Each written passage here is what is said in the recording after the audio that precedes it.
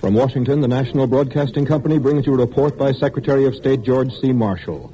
Mr. Marshall, who returns Saturday from the Conference of Foreign Ministers in Moscow, speaks from his... From Washington, the National Broadcasting Company brings you a report by Secretary of State George C. Marshall. Mr. Marshall, who returns Saturday from the Conference of Foreign Ministers in Moscow, speaks from his offices in the new State Department building. Secretary of State Marshall. Tonight, I hope to make clearly understandable the fundamental nature of the issues discussed at the Moscow Conference of Foreign Ministers. This conference dealt with the very heart of the peace for which we are struggling. It dealt with the vital center of Europe, that is, Germany and Austria, an area of large and skilled population, of great resources and industrial plants, an area which has twice in recent times brought the world to the brink of disaster. In the Moscow negotiations, all the disagreements which were so evident during the conferences regarding the Italian and Balkan treaties came into sharp focus and remained in effect unsolved. Problems which bear directly on the future of our civilization cannot be disposed of by general talk or vague formulae, by what Lincoln called pernicious abstractions. They require concrete solutions for definite and extremely complicated questions. Questions which have to do with boundaries, with power to prevent military aggression, with people who have bitter memories, with the production and control of things which are essential to the lives of millions of people. You have been kept well informed by the press and radio of the daily activities of the Council, and much of what I have to say may seem repetitious. But the extremely complicated nature of the three major issues we considered makes it appear desirable for me to report in some detail the problems as I saw them in my meetings at the conference table. There was a reasonable possibility, we had hoped a probability, of completing in Moscow a treaty for Austria and a four-power pact to bind together our four governments to guarantee the demilitarization of Germany. As for the German peace treaty and related but more current German problems, we had hoped to reach agreement on a directive for the guidance of our deputies in their work preparatory to the next conference. In a statement such as this, it is not practicable to discuss the numerous issues which continued in disagreement at the conference. It will suffice, I think, to call attention to the fundamental problems whose solution would probably lead to the quick adjustment of many other differences. It is important to an understanding of the conference that the complex character of the problems should be understood, together with their immediate effect on the people of Europe in the coming months. To cite a single example, more coal is most urgently needed throughout Europe for factories, for utilities, for railroads, and for the people in their homes. More coal for Allied countries cannot be mined and delivered until the damaged mines, mine machinery, railroad communications, and like facilities are rehabilitated. This rehabilitation, however, depends on more steel, and more steel depends in turn on more coal for steel making. Therefore, and this is the point to be kept in mind, while the necessary rehabilitation is in progress, less coal would be available in the immediate future for the neighboring Allied states. But less coal means less employment for labor and a consequent delay in the production of goods for export to bring money for the purchase of food and necessities. Therefore, the delay necessary to permit rehabilitation of the mines so vitally affects France that the settlement of this matter has become for her a critical issue. All neighboring states, and Great Britain and the Soviet Union, are directly affected in various ways, since coal is required for German production of goods for export, sufficient to enable her to buy the necessary imports of food, etc., for much of which the United States is now providing the funds. Moreover, in the background of this coal issue, which is directly related to steel production, is the important consideration of the buildup of heavy industry in Germany, which could later again become a threat to the peace of the world. I cite this single example to illustrate the complications which are involved in these negotiations. The Allied Control Council in Berlin presented a detailed report of the many problems concerned with the political, military, economic, and financial situation under the present military government of Germany. In connection with these matters, the ministers considered the form and scope of the provisional political organization for Germany and the procedure to be followed in the preparation of the German peace treaty. The German negotiations involved not only the security of Europe and the world, but the prosperity of all of Europe. While our mission was to consider the terms of a treaty to operate over a long term of years, we were faced with immediate issues which vitally concerned the impoverished and suffering people of Europe who are crying for help, for coal, for food, and for most of the necessities of life, and the majority of whom are bitterly disposed towards the Germany that brought about this disastrous situation. The issues also vitally concern the people of Britain and the United States, who cannot continue to pour out hundreds of millions of dollars for Germany because current measures were not being taken to terminate expeditiously the necessity for such appropriations. The critical and fundamental German problem to which I shall confine myself are the limits to the powers of the central government, the character of the economic system and its relation to all of Europe, the character and extent of reparations, the boundaries for the German state, and the manner in which all Allied states at war with Germany are represented in the drafting and confirmation of the treaty. All the members of the Council of Foreign Ministers are in apparent agreement as to the establishment of a German state on a self-supporting, democratic basis with limitations imposed to prevent the reestablishment of military power. This issue of the degree of centralization of the future German state is of greatest importance. Excessive concentration of power is peculiarly dangerous in a country like Germany, which has no strong traditions regarding the rights of the individual and the rights of the community to control the exercise of governmental power. The Soviet Union appears to favor a strong central government. The United States and United Kingdom are opposed to such government because they think it could be too readily converted to the domination of a regime similar to the Nazis. They favor a central government of carefully limited powers, all other powers being reserved to the states, or Länder as they are called in Germany. The French are willing to agree only to very limited responsibilities for the central government. They fear a repetition of the seizure of power over the whole of Germany carried out by the Hitler regime in 1933. Regarding the character of the German economic system and its relation to all of Europe, the disagreements are even more serious and difficult of adjustment. German economy at the present time is crippled by the fact that there is no unity of action, and the rehabilitation of Germany to the point where she is self-supporting demands immediate decision. There is a declared agreement in the desire for economic unity in Germany, but when it comes to the actual terms to regulate such unity, there are wide and critical differences.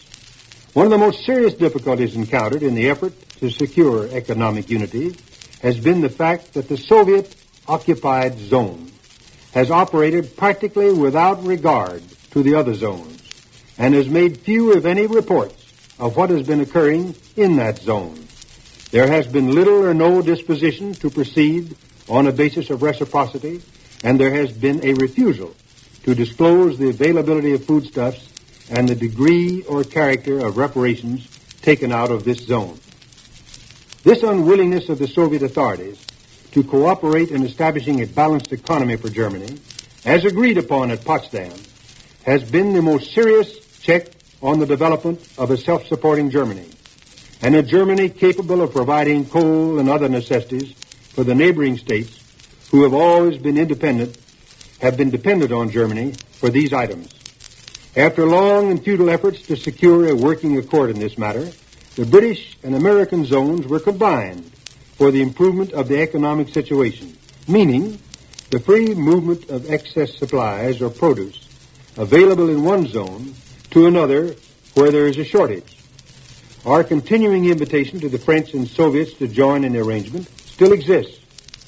This merger is bitterly attacked by the Soviet authorities as a breach of the Potsdam Agreement and as a first step towards the dismemberment of Germany, ignoring the plain fact that their refusal to carry out that agreement was the sole cause of the merger. It is difficult to regard their attacks as anything but propaganda designed to divert attention from the Soviet failure to implement the economic unity agreed at Potsdam. Certainly, some progress towards economic unity in Germany is better than none. The character of the control over the Ruhr industrial center, the greatest concentration of coal and of heavy industry in Europe, continues a matter of debate. It cannot be decided merely for the purpose of reaching an agreement. Vitally important considerations and future consequences are involved. The question of reparations is of critical importance as it affects almost every other question under discussion. This issue naturally makes a tremendous appeal to the people of the Allied states who suffered the terrors of German military occupation and the destruction of their cities and villages. The results of the Versailles Treaty of 1919 regarding payment of reparations on a basis of dollars and the difficulties encountered by the Reparations Commission appointed after Yalta in agreeing upon the dollar value of reparations in kind convinced President Truman and his advisor, considering the question of Potsdam, that some other basis for determining reparations should be adopted if endless friction and bitterness were to be avoided in future years. They succeeded in getting agreement to the principle of reparations to be rendered out of capital assets, that is, the transfer of German plants, machinery, etc., to the Allied powers concerned. It developed at the Moscow Conference that the Soviet officials flatly disagreed with President Truman's and Mr. Burns' understanding of the written terms of this agreement.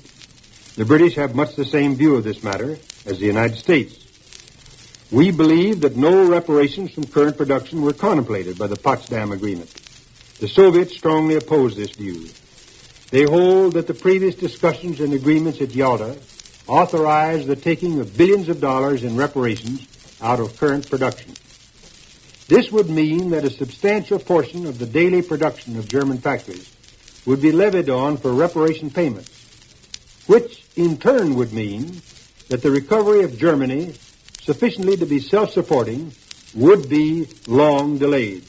It would also mean that the plan and the hope of our government that Germany's economic recovery by the end of 3 years would permit the termination of American appropriations for the support of the German inhabitants of our zone could not be realized.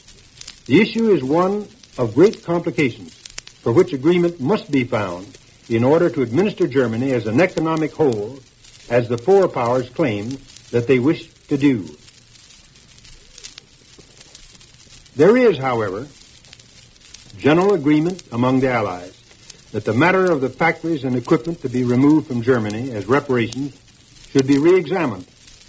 They recognize the fact that a too drastic reduction in Germany's industrial setup will not only make it difficult for Germany to become self-supporting, but will retard the economic recovery of Europe.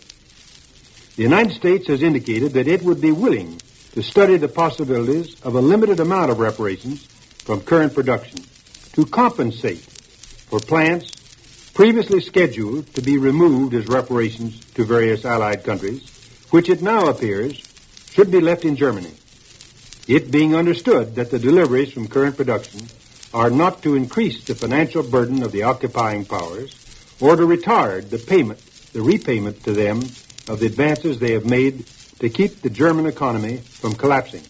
The Soviet government has made no response to this suggestion. The issue regarding boundaries to be established for Germany presents a serious disagreement and another example of complete disagreement as to the meaning of the pronouncement on this subject by the heads of the three powers. In the rapid advance of the Soviet armies in the final phase of the war, millions of Germans in eastern Germany fled to the west of the Oder River.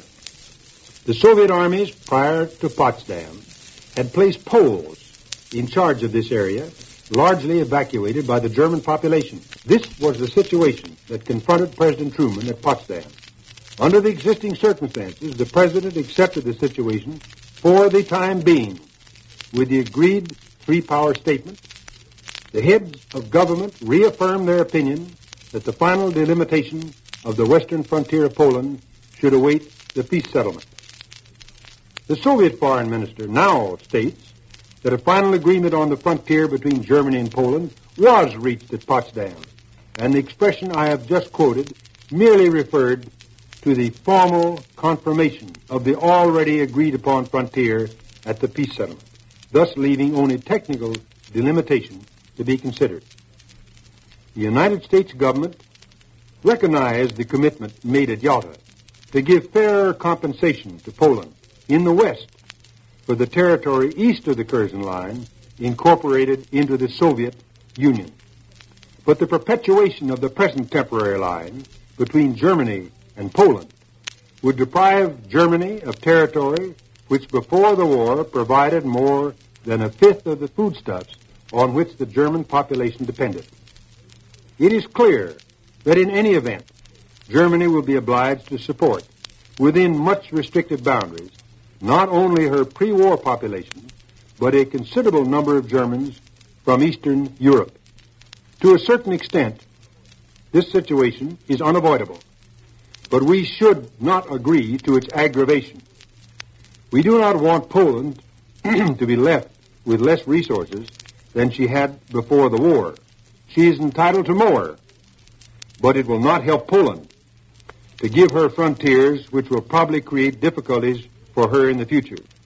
Wherever the frontiers are drawn, they should not constitute barriers to trade and commerce upon which the well-being of Europe is dependent. We must look toward a future where a democratic Poland and a democratic Germany will be good neighbors. There is disagreement regarding the manner in which the Allied powers at war with Germany are to participate in the drafting and confirmation of the German peace treaty. There are 51 states involved. Of these, in addition to the 4 principal Allied powers, 18 were directly engaged in the fighting, some, of course, to a much greater extent than others. It is the position of the United States that all Allied states at war with Germany should be given an opportunity to participate to some degree in the drafting and in the making of the peace treaty. But we recognize that there would be a very practical difficulties, if not impossibilities, in attempting to draft a treaty with 51 nations participating equally at all stages. Therefore, the United States government has endeavored to secure agreement on a method which involves 2 different procedures, depending on whether or not the state concerned actually participated in the fighting. But all would have an opportunity to present their views and rebut other views, and all would sit in the peace conference to adopt a treaty. The proposal for the 4-Power Pact was advanced by the United States a year ago. It was our hope that the prompt acceptance of this simple pact, ensuring in advance of the detailed German peace settlement, that the United States would actively cooperate to prevent the rearmament of Germany, would eliminate fears as to the future and would facilitate the making of a peace suitable to Europe's present and future needs. It was our hope that such a commitment by the United States would relieve the fear of the other European powers that the United States would repeat its actions following the First World War, insisting on various terms for the peace settlement, and then withdrawing from a position of any responsibility for their enforcement. It was thought that the compact of the 4 powers to guarantee the continued demilitarization of Germany would reassure the world that we were in complete accord in our intention to secure the peace of Europe. However, the Soviet government met our proposition with a series of amendments which would have completely changed the character of the pact, making it, in effect, a complicated peace treaty. and including in the amendments most of the points regarding the German problem, concerning which there was, as I have pointed out, serious disagreement. I was forced to the conclusion by this procedure that the Soviet government either did not desire such a pact or was following a course calculated to delay any immediate prospect of its adoption. Whether or not an agreement can finally be reached remains to be seen. But the United States, I think, should adhere to its present position and insist that the pact be kept simple and confined to its one basic purpose, to keep Germany incapable of waging war. The negotiations regarding the Austrian Treaty resulted in agreement on all but a few points, but these were basic and of fundamental importance. The Soviet Union favors and the other governments oppose the payment of reparations and the cession of Carinthia to Yugoslavia. But the Soviet government attached much more importance to its demand that the German assets in Austria, which are to be hers by the terms of the Potsdam Agreement, should include those assets which the other three powers consider to have been taken from Austria and the citizens of the United Nations by force or duress by Hitler and his Nazi government following the taking over of Austria by military force in March 1938. The Soviet government refused to consider the word duress, which, in the opinion of the other three powers, would be the critical basis for determining what property, that is, business, factories, land, forests, etc., was truly German property and not the result of seizures by terroristic procedure, intimidation, fake business acquisition, and so forth.